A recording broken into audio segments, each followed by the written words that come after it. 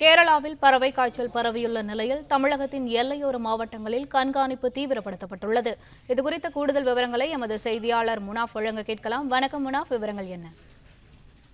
கேரளாவில் ஆலப்புழா மற்றும் கோட்டயம் மாவட்டங்களில் பறவை காய்ச்சல் பரவல் எதிரொலியின் காரணமாக தமிழக கேரளா எல்லையோர மாவட்டங்களில் கண்காணிப்பை தீவிரப்படுத்த தமிழக பொது சுகாதாரத்துறை உத்தரவிட்டிருக்கிறது. தமிழக மாவட்டங்களில் சோதனை சாவடிகளில் கேரளாவிலிருந்து வரும் வாகனங்கள் சோதனை செய்யப்பட்டு கிருமி நாசினிகளை தெளிக்கவும் உத்தரவிடப்பட்டிருக்கிறது.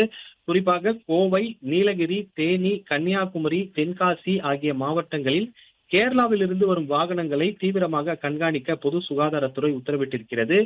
மேலும் அந்த சபரிமலை சீசன் என்பதால் சபரிமலைக்கு சென்று திரும்பும் பக்தர்கள் காய்ச்சல் உள்ளிட்ட அறிகுறிகள் கண்டறியப்படும் பட்சத்தில் உடனடியாக அவர்கள் மருத்துவமனைக்கு அணுகவும் பரிந்துரைக்கப்பட்டிருக்கிறது.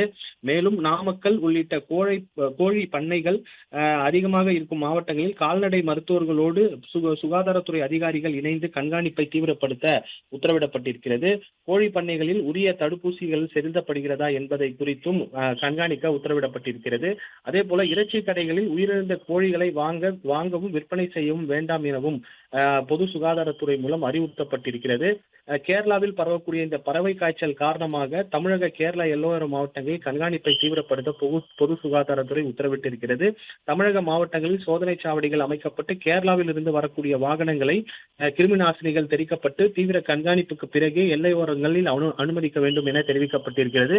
கோவை, நீலகிரி, தேனி, கன்னியாகுமரி, தென்காசி ஆகிய மாவட்டங்களில் கேரளாவிலிருந்து வரக்கூடிய வாகனங்களை தீவிரமாக கண்காணிக்கவும் உத்தரவிடப்பட்டிருக்கிறது.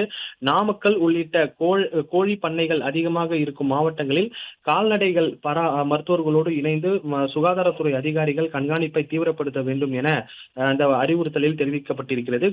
கோழி பண்ணைகளில் உரிய தடுப்பூசிகள் செலுத்தப்பட்டிருக்கிறதா, அதே போன்று கோழிகளுக்கு ஏதேனும் பாதிப்புகள் ஏற்பட்டிருக்கிறதா என்பது குறித்து கண்காணிக்கவும் உத்தரவிடப்பட்டிருக்கிறது. பிளே ஸ்டோர் மற்றும் ஆப் ஸ்டோரில் இருந்து பாலிமர் செயலியை QR கோடு மூலம் பதிவிறக்கம் செய்யுங்கள்.